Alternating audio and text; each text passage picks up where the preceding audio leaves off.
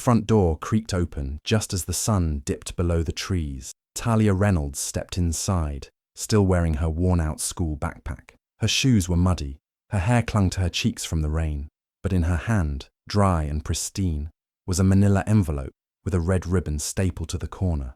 She glanced around, quiet. She pulled the certificate from the envelope. Top academic excellence in literature senior year. She stared at it for a second, a flicker of pride curling through her chest before quickly tucking it back inside. She walked into the kitchen. Marcus was at the table, hunched over a beer, flipping through a sports magazine. His bulk seemed to fill the room, even without moving. Sharon stood by the counter, rhythmically peeling carrots over the sink. The radio played low, some old gospel station. Talia set the envelope on the edge of the table, carefully, like it might explode. Marcus didn't look up. "What's this?" "My award," she said softly. "From school." He picked it up with 2 fingers like it was something sticky. He squinted at it, snorted. "Academic excellence," he said mockingly, dragging out the words. "Well, ain't you special?" Sharon's peeling paused, just for a breath, then resumed. Talia kept her face blank. She'd learned that much. Marcus slammed the envelope down. "You think you're better than us now? That it?" "No, sir." "Then don't come in here bragging. You think this house runs on your little papers and books?" She opened her mouth, then closed it again. He stood, slow and deliberate, walked to her, close, too close. "You walk through that door like you own the place, all proud." He grabbed her wrist, tight. His voice dropped to a whisper. "Maybe next time. Remember whose roof you live under." His fingers dug in. Talia winced, but didn't pull away. Sharon turned her head just slightly. Her eyes met Talia's, briefly, dull, glassy, then back to the carrots. Marcus released her with a little shove. "Go change out of those dirty shoes. You're tracking mud like a damn stray." Talia nodded, turned, and walked quickly to her room. She closed the door behind her, carefully. No sound. Then slid the lock. Her wrist was already bruising, a purple blooming under the skin. She reached under her bed, pulled out a journal wrapped in an old sweatshirt. She flipped past pages of tight, neat handwriting, stopped, wrote slowly. "One day, someone will ask why I never screamed, and I'll say, because she was right there, watching." She stared at the words, unmoving, then closed the book. Outside, the carrots hit the cutting board in rhythm again. Talia was 5 when her father disappeared. One day he was reading her a bedtime story, laughing at her silly questions, tucking her in with a kiss on the forehead. The next day, he was gone. No goodbye, no explanation, just silence. Her mother, Sharon, told her that he left. "He couldn't handle real life," she said once. But even then, little Talia didn't believe it. Her father had loved her. She remembered that clearly. The warm hugs, the goofy dances in the kitchen, the way he called her Little Moon. Only months later, Sharon remarried a man named Marcus. He was ex-military, tall and stern, with a deep voice that made the walls feel thinner. He moved in quickly, and everything changed. At first, Marcus acted like he wanted to help. He fixed things around the house, talked about discipline and order, and said he would take care of them. But slowly, things got quieter. Sharon stopped laughing. She started keeping her hair tied back tight, and her voice even tighter. Talia learned how to avoid making noise when she walked. She learned that dinner had to be on the table by 6, and silence was better than asking questions. If she spilled milk or spoke too loudly, Marcus would sigh, a heavy, angry sigh, and the room would freeze. He didn't always hit her. Sometimes it was just his words, sharp, cold, like knives. But sometimes he grabbed too hard, shoved too far, punished too harshly. Her mother always looked away. As she got older, Talia pulled away from home more and more. School became her escape. She read everything, wrote poems that she never showed anyone, scored high marks in every subject. Still, she hardly smiled. Her teachers called her quiet but brilliant. She was, but no one saw the whole picture, except Janessa. Janessa had been her best friend since 6th grade. Loud, bold, and funny. The kind of person who lit up a room. Janessa always said Talia could be anything she wanted. She pushed her to apply for a college scholarship, out of state, far away. "You don't belong here," Janessa said. "You're meant for bigger things." Talia wanted to believe that. One afternoon, her guidance counselor called her in. The woman was kind, soft-spoken. She pointed at Talia's wrist. The bruises hadn't faded yet. "Did you fall?" she asked gently. Talia nodded. Yeah, fell in gym. She didn't even flinch when she lied. She was used to lying now. At home that evening, while Marcus watched TV and Sharon folded laundry in the next room, Talia went looking for something she hadn't touched in years. She found it on the highest shelf of the closet, her baby book. The pages smelled like dust and old paper. She flipped through photos, her first tooth, her first steps, her first day of preschool. But something was off. Every picture that should have had her father in it was changed. Some were cut to leave just her and Sharon. Some had his face torn out. In one, the corner was ripped where his hand had rested on her shoulder. She stared at the blank spaces where his face should have been. Why would someone erase him? Her chest felt tight. She turned the page. A note was written in handwriting she didn't recognize, not her mother's. Just one sentence. "Don't let her forget me."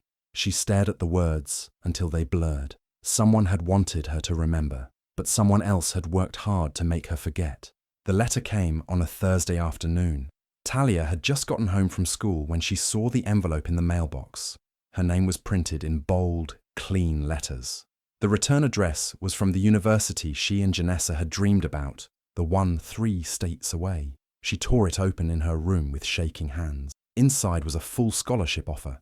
Tuition, books, housing, everything covered. Her eyes filled with tears. For the first time in years, she felt something like hope, like a door had opened. She folded the letter neatly and hid it between the pages of an old poetry book on her shelf. She wanted to wait for the right moment. Maybe tell Janessa first. Maybe tell Sharon when Marcus wasn't around. Maybe just keep it to herself a little longer. It felt too good, too fragile to share yet. But the next day, everything fell apart. When she walked into the house after school, Marcus was standing in the living room. The scholarship letter was in his hand, crumpled. He threw it at her feet. "You think you're slick?" he growled. "Planning to run off behind our backs?" Talia froze. I was going to tell." "Liar," he shouted, stepping toward her. "You want to leave this family? After everything I've done for you? After all I've provided?" Sharon stood in the kitchen doorway, holding a dish towel. Her face was pale. "It's just school," Talia said quietly. "I earned it. You think you're too good for this life, too good for us." Marcus raised his hand. "Ungrateful little—" The slap came fast. The sound of it cracked through the room like thunder.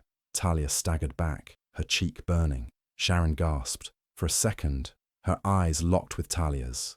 Just a second, but she said nothing. Not one word. Talia blinked away tears and walked to her room without looking back. That night, after Marcus had gone to bed, Talia opened her door and crept down the hall. Her mother's room was dimly lit by a lamp. Sharon sat on the edge of the bed, staring at nothing. Talia stepped inside and closed the door softly. "Why didn't you say anything?" she asked. Sharon didn't look at her. "Mum." Finally, Sharon spoke, her voice tired and low. "You don't know what he's done for us." Talia's voice cracked. "He broke me." Sharon turned her head slightly. "He saved you. You were a child. You don't remember what it was like after your father left. The bills. The debt. I didn't even know how we were going to eat. Marcus came in and took control. He made sure we survived." Talia stared at her mother like she was a stranger. "My father left us." Sharon looked down. "Yes." Talia shook her head. "That's not what I remember. He walked away, Talia, and he left nothing behind." Talia backed toward the door, her heart thudding. Or maybe that's just what you tell yourself. She left the room without another word. Behind her, Sharon began to cry, quiet and alone. Talia couldn't stop thinking about what her mother had said, that her father left, that Marcus saved them. None of it felt right. Her memories of her father were warm, full of love. He never seemed like someone who would just disappear. So she started digging. Late at night, when Marcus was asleep and Sharon was too tired to care, Talia used the old laptop Janessa had given her. She searched her father's name, Daniel Reynolds. She checked public records, marriage records, birth certificates, anything. But something stood out. There were no divorce records. Nothing to say Daniel ever left Sharon. And worse, there was no death certificate. No sign he had died. It was like he had vanished without a trace. She told Janessa everything. "You think Marcus had something to do with it?" Janessa asked. "I don't know," Talia said. "But I don't think he just left." The two of them started digging deeper.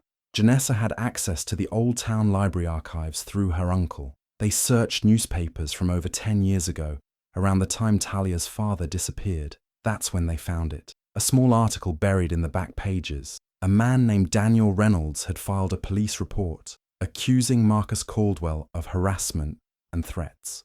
The date was just 3 weeks before he vanished. Talia stared at the printout in her shaking hands. He was trying to protect us, she thought, and then he was gone. Back at home, things were getting worse. Marcus had grown more tense, more angry. He started going through her drawers, checking her backpack, her phone. "I know you're hiding something," he would say, glaring at her like a wolf. "You're digging up lies." Talia stopped answering him. Sharon, too, was falling apart. Some nights Talia found her sitting on the kitchen floor with a half-empty wine bottle. Other times she talked to herself in whispers. Once Talia walked by her room and heard her muttering, "It was supposed to be over. Why won't it stay buried?" Talia knew then. Her mother knew something. Maybe not everything, but something. She had to protect herself. So she hid a small camera in the living room, behind a stack of books on the shelf. It recorded motion. It had sound. 2 days later, it captured everything. Marcus had been drinking. Talia had just walked into the room to grab her school notebook when he yelled out of nowhere. "You think I don't know what you're doing?" he shouted. Talia froze. "You're just like your father, always sneaking around, always thinking you're smarter." She didn't respond. He picked up a glass from the table and threw it past her head. It shattered against the wall behind her. She flinched but didn't cry, didn't speak. The next morning, she took the memory card from the camera and went to school early. She handed it to the guidance counselor and said, "I need help." Child Protective Services was called that same week. When the agents came to visit the house, Sharon looked terrified. Marcus stayed out of sight. After they left, Sharon pulled Talia aside, her voice shaking. "What did you do?" she whispered. "I told the truth," Talia said. "You'll ruin us. You'll ruin me," Sharon hissed. "You don't know what you've started." Talia stared at her. "You already ruined me," she said, "when you chose him. Every day you saw him hurt me and said nothing." Sharon's face crumbled, but Talia didn't look back. That night, for the first time, she slept without fear. The truth had started to come out, and there was no turning back. Things moved fast after the video was sent to CPS. A caseworker started visiting the house.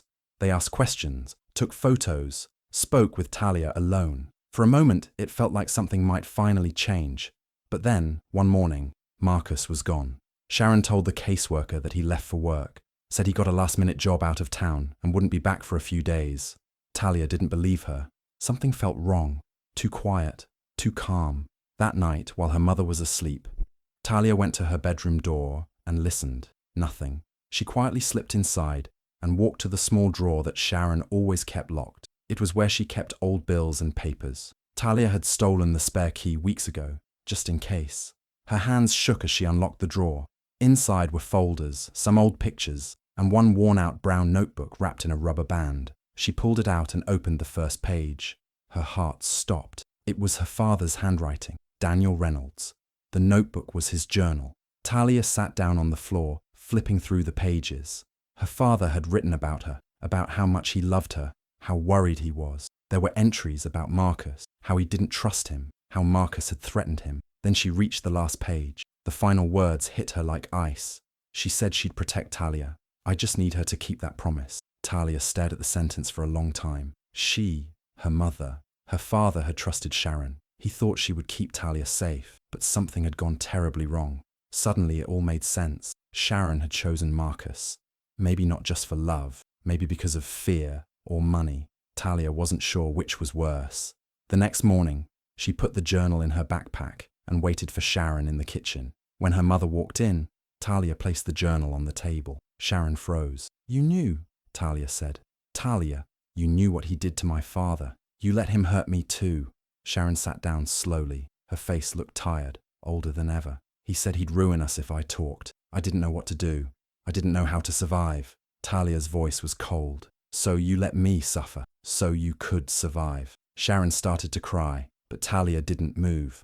Later that week, police came with a warrant. They searched the house and took the journal. Sharon was arrested for hiding information and lying to investigators. Talia watched from the porch as her mother was taken away in handcuffs. It didn't feel like revenge, it felt like truth. Marcus was found 3 weeks later. He was living in another state, under a fake name, using false documents. When the police caught him, he tried to run.